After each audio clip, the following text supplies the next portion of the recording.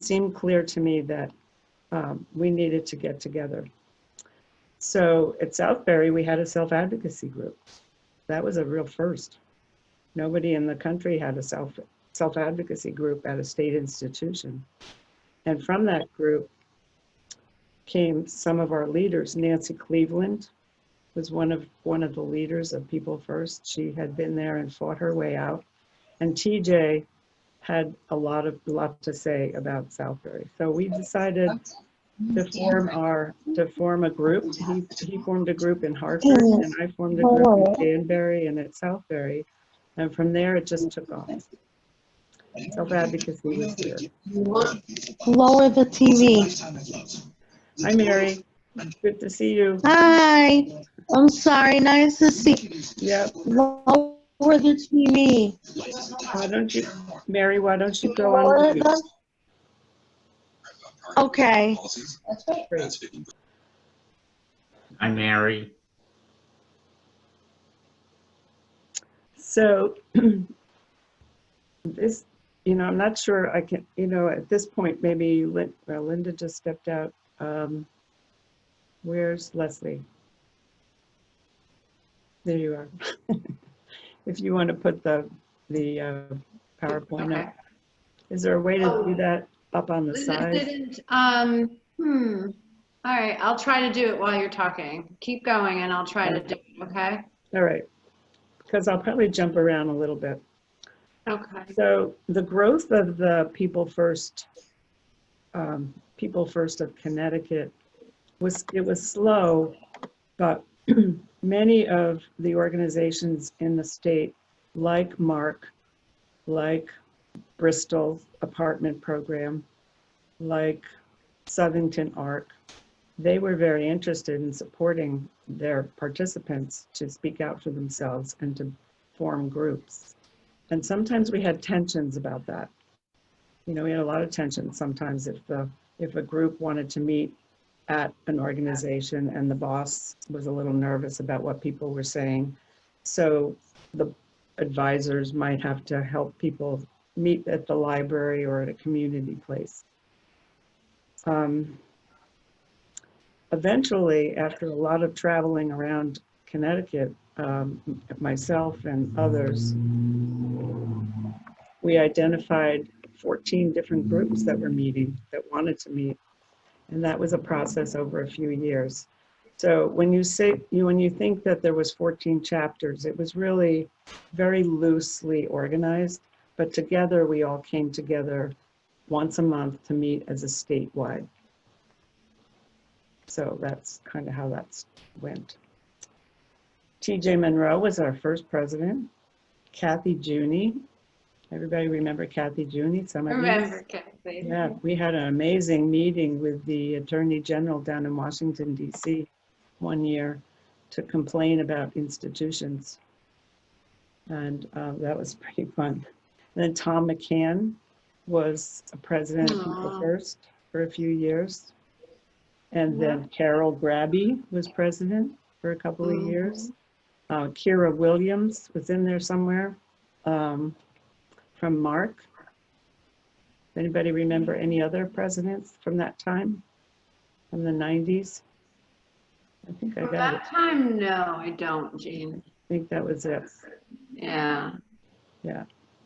And a lot of those folks, Kathy Juni, TJ, Kathy Juni, had grown up at the state institution.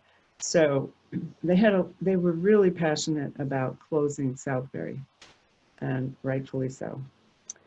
So in 1990, we had the first big deal conference, People First Conference in Southbury, Connecticut, oddly, but there was a big hotel there, and they treated us well. Okay, you're gonna start the PowerPoint. Yeah, I'm trying to find it, and Okay. can you see my screen? I can see your email. It's not the PowerPoint yet. I know, this is my desktop. All right, thank you. I just have to open it. Yeah, no, my computer's very slow. It's an old one. Here we go. See, the spinny wheel of death just keeps going and going. It takes forever to load. I think one of the things that was so remarkable for um, for us all to learn about was how to speak up. People had never had the opportunity to speak up for themselves, and they were shy and embarrassed. And maybe sometimes, maybe some of you have had that experience or have had that feeling when you've been asked to stand up and introduce yourself and talk about who you are and what your goals are for yourself. And that's always been an issue, and it's part of life. So we need to support one another to speak up. And collectively, that's what People First can do for one another and for people with disabilities. Can everyone see the PowerPoint now? It says No. I'm screen sharing. No. No, but Leslie, this is Josie, Yeah, your I see president it. here. I see, no, we don't see the PowerPoint. We see your still like your desktop. Oh, And it my says- computer. All right. Yeah. And all your emails. You There can we see go. all Oh, my there it is. emails. Now it is. Ooh, there's so Leslie, many now, emails. So fabulous. I know Leslie. you want to go through them. Yes. Excuse me. Now now we can see it. Perfect. All right. There it goes. That's great. All right. Please Well, mute I yourself. didn't really want to be called the founder because I thought of my role as organizer and advisor, but I help People First a lot. And most importantly, we care, and my board of directors at the time were very supportive of People First, and they were very supportive of me to spend a lot of my time organizing People First. And that was big, because I ended up spending a great deal of time with people around the state. And We Care was a small regional organization, but now we were going statewide. And if I hadn't had the support of my board of directors, this wouldn't have happened this way. So you all have heard, we've heard some very passionate tributes to John Lewis, who recently passed away. He was a real hero in the civil rights movement. And Yeah, the one here. And recently we celebrated the passage of suffrage, Right of there, see? Right women's here, right baby. to vote. And so from those movements, the disability rights movement grew. And there was a big effort to, I don't know if you've ever seen the pictures of people in their wheelchairs who chained themselves to the Greyhound buses. Yeah, that was the adapt. That's right. And they were really great organizers and demonstrated clearly the rights of people with disabilities and how little access they had to anything. Certainly, ramps were not typical. Access to transportation, access to jobs. So when the ADA passed in 1990, things were coming together in the disability world, including for people who were traditionally served by ARCs or by the state. The ARC was a national organization that started in the 50s because parents didn't have an alternative for their kids. It was either the institution or stay at home. So the ARC started in 1950, 1953. And historically, those parents mostly have been very supportive over the years of self-advocacy. And by the way, we just lost another hero in the disability rights movement. Tom Gilhool was a very famous attorney in our country. He was the lawyer in Philadelphia. He worked for the Public Interest Law Center of Philadelphia, known as PILCOP. And he took the first case to court to say to the state of Pennsylvania, you must include children with disabilities in education, in classrooms. And that was 1972. That's really not that long ago. That you have had the right to a free and appropriate education. since that year. And the country followed. And Tom just recently passed away as well. We've lost a lot of heroes this year. Okay, next slide. So there's Southbury Training School, obviously in the winter, minus the geese. I learned to hate geese ever since I had to walk the grounds of Southbury because there were thousands of them and they pooped everywhere. I always find the same thing. And that's a picture, you know, that was when I was there as an advocate, and then later we had more staff. We were given some money by Protection and Advocacy, and we had more money to have a couple of staff advocates at Southbury. There were over 2,000 people, and conditions were terrible. They were just terrible. Anything you've seen on TV is what it was like. There was nothing, no programs, no work. People didn't have their own clothes. They didn't have any privacy and no training. So it was a warehouse. And that's a picture of TJ Monroe shaking hands with Peg Dignati. Some of you may remember Peg. She was the longtime executive director of the ARC, Connecticut. And she's the one who matched TJ and I up. She called me up and said, Jean, you got to do this. And when Peg called, you knew you had to do things. She was a mover and a shaker.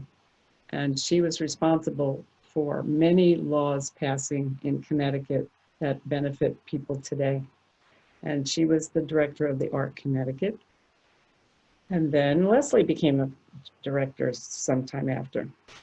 So TJ had organized a group in Hartford, and I was working at Southbury on a group. We had some interesting meetings. So this was a real highlight. On a very hot July day, in the auditorium of Southbury Training School, we called a press conference. TJ led the press conference. I had prepared a press packet, which basically said the state has a shortfall, and there was a list of people who were ready to go to the community into group homes at the time, but the state didn't have the money. So, Jean, can I interrupt you just for a moment? I'm so Yes. sorry. The date on the Hartford Courant headline, is that 2005? Is that what it says? I just can't, my eyes are not good. no, that's not right. No, it was, 2003? no, that's not right. It was, 2005, It says, It says 2005. yeah, but that's not when it but happened. that's not the right, that's No. not, that's why I was asking. I was like, I think, that's well before 2005. yeah, I but think okay. Linda made a mock headline. That was the headline. Oh, I thought that was the, okay. Yeah. All right, So perfect. can we continue listening? I'm talking to the Yes. members.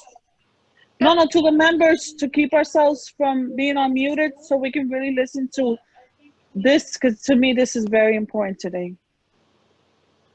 Yeah, the headline of the Saturday Hartford Courant was "They Want Out," and that was such a big deal. And it was a picture of Rick Wistenaut. And, you know, some people might remember Rick. Sadly, he passed away a few years, some time ago. But we called a press conference. We had a couple of people from the community. I'm trying to remember. There was a woman who lived at Southbury who spoke about the lack of privacy. She was just always so upset about the lack of privacy. We had members of we had everybody there. There were parents who came, the staff came, we had residents, of course, who came, but every press came to this press conference. It was a slow news day, apparently, and it must have been 90 degrees in there. And one at a time, people talked about conditions at the institution, and it was such a big deal. It was very powerful. And yeah, it was very powerful. I have the actual newspaper somewhere around here, but I need to pull together what little I have. At any rate, that was a big event, and that was in, I think I have the date of that. No, I don't. I think it was 94. Might have been 94. At any rate, next slide. Ah, okay. Yep, here's some of the early chapters. As you can see, some of them were with ARCs, but I also want to give a big shout out to Richard Godbout, who was a dear man, is a dear man, and he was a co-advisor when things got big. It needed to be more than just one of us. And Richard Godbout helped. He was a co-advisor, and he also worked for the state DMR, as it was known then, now DDS. And he ran the supported apartment program in New Bristol. He had great connections.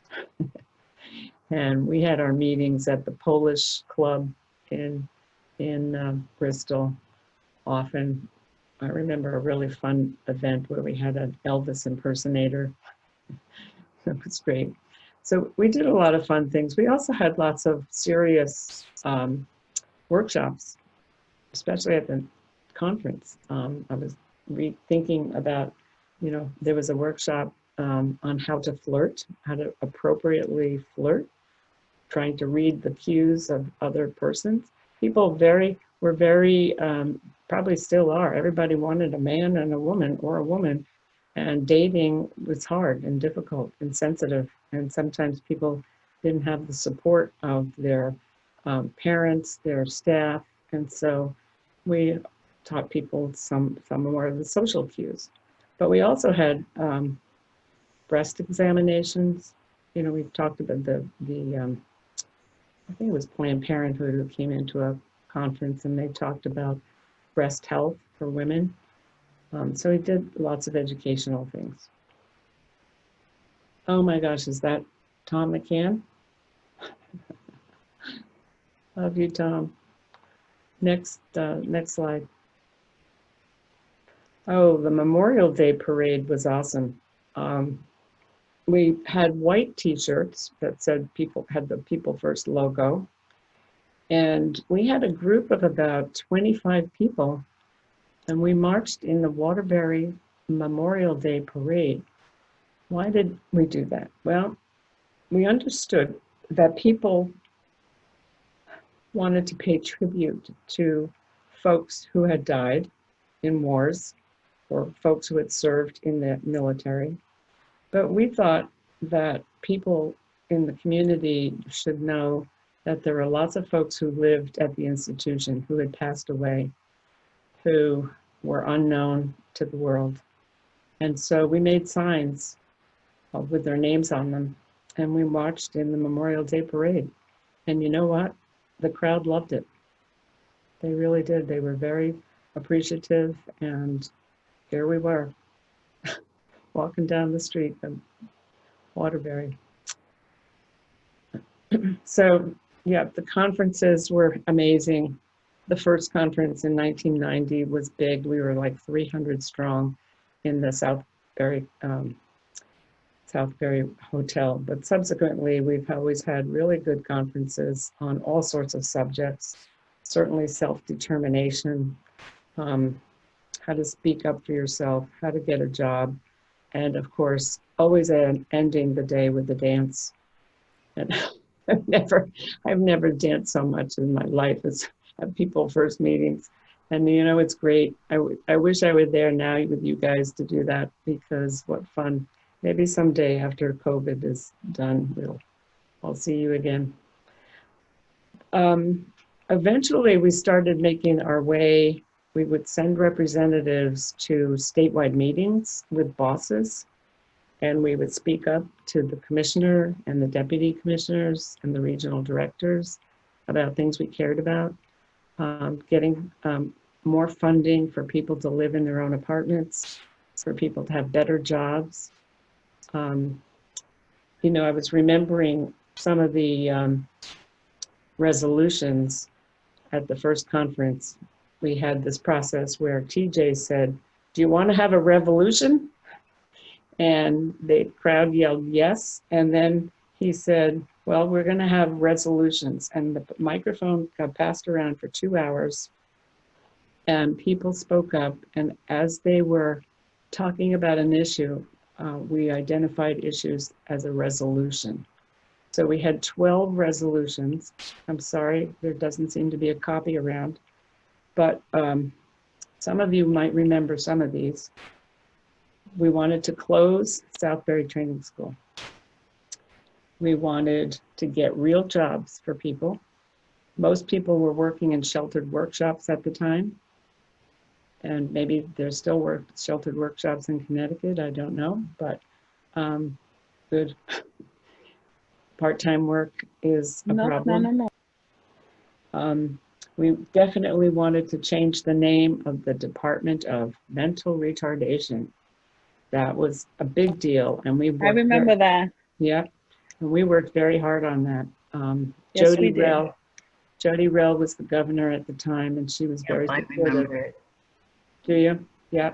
And we got that passed the legislature. That was probably our first big push for legislation. I was there. Yay. I remember that because Kara was our president at that time. That happened the day of my birthday. Nice. Right, we had a big crowd when she had a bill signing. Jody had a bill signing, and we all went. I have a picture of that. I had the picture. Yeah, me too. Yeah. One of the issues, besides improving transportation for people, that was a resolution. People in Bristol really felt embarrassed when their staff would drive them around to go to grocery stores and do their shopping on Saturdays and Sundays. And they would get stopped by citizens who thought they needed to be bully taxpayers. And they would criticize the driver for driving on state time. In fact, and that's because there were labels on the side of the state cars. And the label said DMR, State of Connecticut. Yes. So we pushed really hard for those labels to be taken. That's not right. That's right. That's right. It isn't. I don't know. Can we wait? They're probably still off, I hope. No, they are. Another issue that was a real problem at the time was that people didn't go to their own team meetings. There would be interdisciplinary team meetings and individual planning. Yeah, and they'd be held without folks present. True story. That couldn't happen anymore. That's not allowed because of people first. But Jean, they still try to, and I want to say that People First and Self-Advocates in Connecticut be fighting with other people to make sure that this can continue.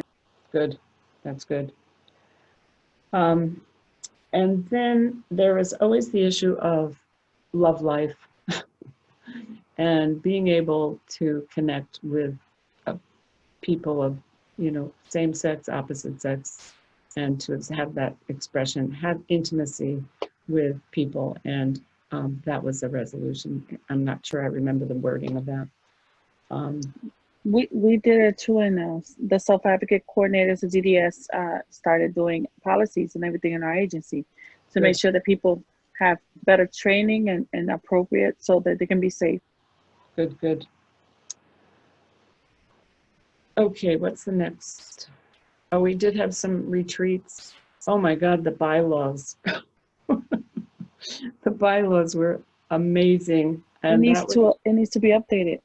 No. Well, you know what? The first set of bylaws were pictures.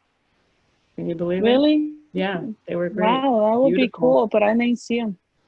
They were pictures. Do they still have them? Well, once Anywhere again, that I can...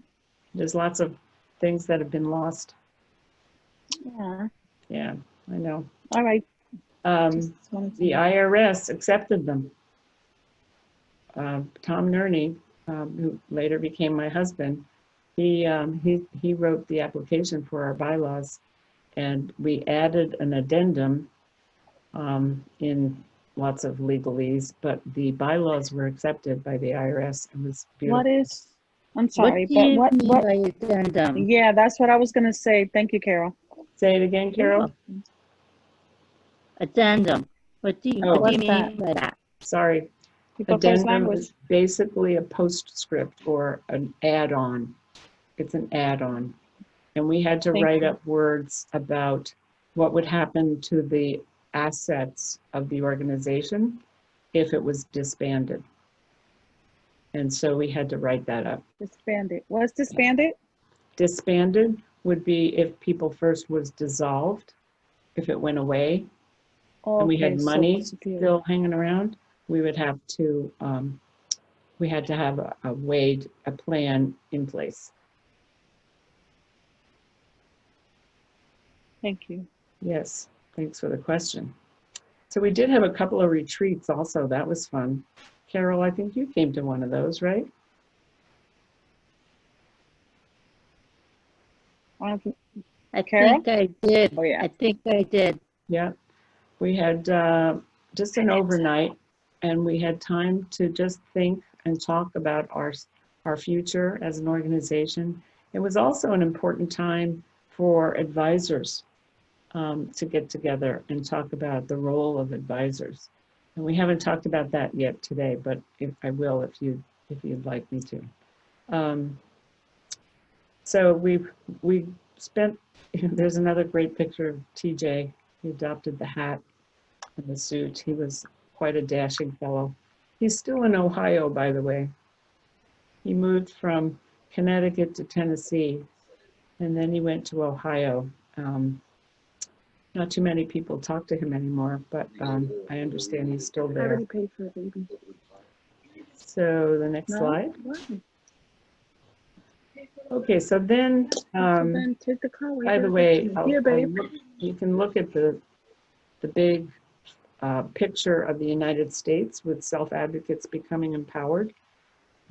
While People First was growing, so were other states growing their self-advocacy movements. New York, here in Rhode Island, Vermont, Self-advocacy New coordinators. York. They had self-advocacy groups. And so we started getting together as a country, as a nation. And that was really challenging also, because people were developing the rules. We had to find money to get people on airplanes and fly to places and have a meeting. And this was all brand new. So Self-Advocates Becoming Empowered is now a wonderful organization. And you're all I'm part of it. sorry. Yes. I'm sorry, Jean. I just wanted to see, you have self-advocacy coordinators in DDS. Did you share what you're trying to say with that? Because I just see our I wanted guide. to jump ahead to SABE, and then I Oh, was going okay. to come back to it. Okay, I'm sorry. I thought I missed it. I No apologize. problem. You know, I see that on this call you have some people from New York and Vermont, and that's really wonderful that you opened that up. And that's because we have this partnership, this collaboration around the country, and so we're much stronger in self-advocacy in the United States because we have SABE. We've been, I want you to know, Jean, that we were for a very long time kind of lost in the, you know, disappearing, dissolving, like you said. But when I became the president for People First this year, the year I got caught, I started looking at how can we connect, because Walt kept telling us, the DD Council kept saying, hey guys, you're not doing this X, Y, and Z. You used to do this. And so I was trying to figure it out because no one ever taught us how to be officers. And that's something else that I did change also as an administrator. We changed as officers, we changed how the whole People First is looked at and does things now. So now we're training. Right. We're training old and new so that everybody's, when they want to run for it, they know what they're running for. Right. But we also talked about connecting back with SAVE, and then I got into SARTAC and make People First leaders in international level again, because I mean it was a lot of work. I tell you, I commend you, because it is a lot of work. I didn't think I could do it, but we got this. But you did it, and I commend you, Josie, for for resurrecting all of this. And, the training is a constant thing that you need to do.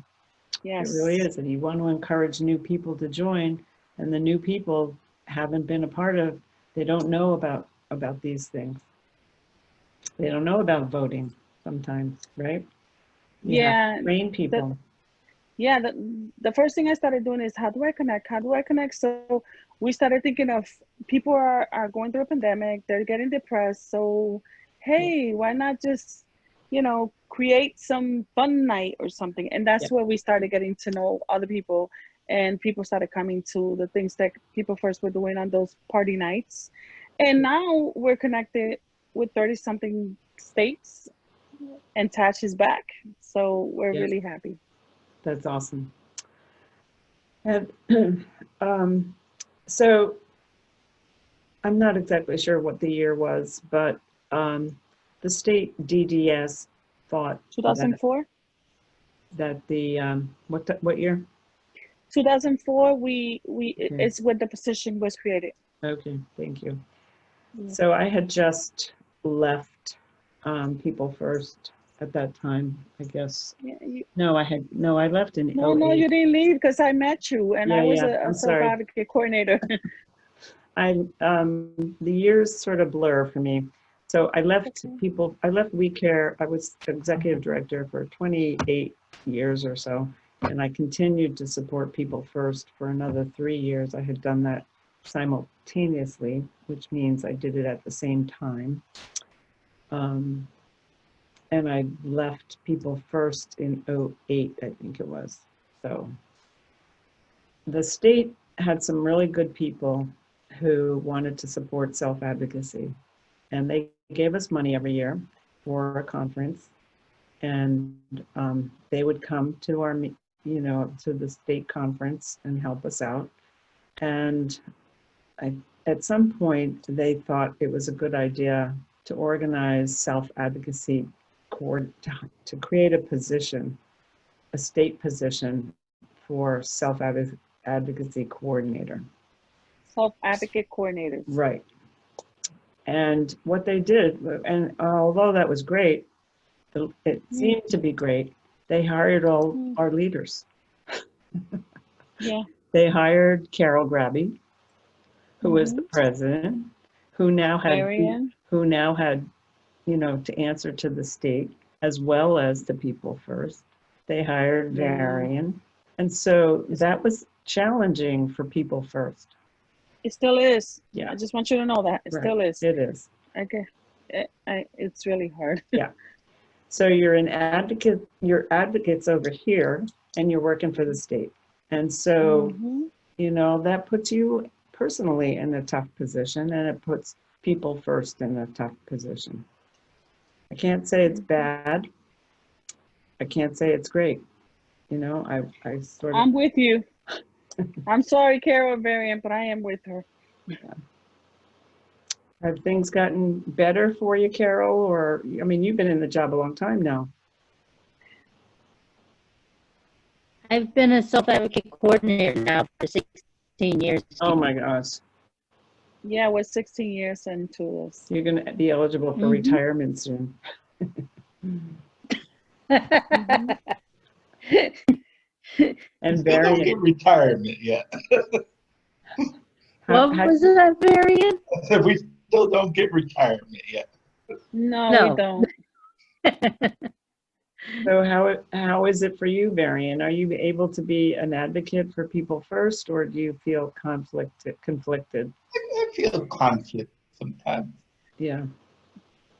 Well, I think that Varian kind of stepped down because of it, right? Representing DDS now kind of thing.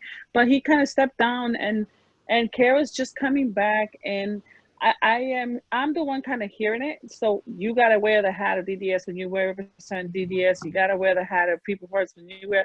So it's really hard because I want to do so much more for People First. And it's like, I want the self-advocate coordinators, as a president of People First, I want self-advocate coordinators and DDS to understand that we're still here and they should be promoting and helping us with their groups, start chapters, and it becomes a struggle. It's like almost fighting with the wind.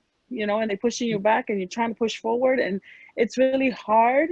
And I'm still there. I'm hoping that me and Leslie can probably get a talk with the commissioner about it, because I don't see that we promote that self-advocate coordinators are promoting so much people first like we used to. It used to be something that we had to do kind of in our position, in our job, and now it's like, not a big deal. I think it's critical right now. We need this support from them. What are the self-advocates coordinators doing?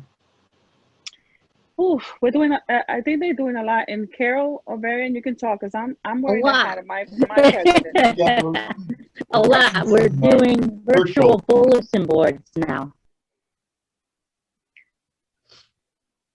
Oh, everything is virtual. Yeah, So Yep. advocacy groups, right? yeah, Yep. yeah. I got mine.